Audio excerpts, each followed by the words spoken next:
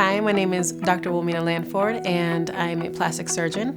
I specialize in breast and body contouring. Well, a Mommy Makeover is a series of body contouring procedures that allow women to restore what they had prior to having babies. This can start with a breast augmentation because, we've lost a lot of that tissue and we want to restore that shape.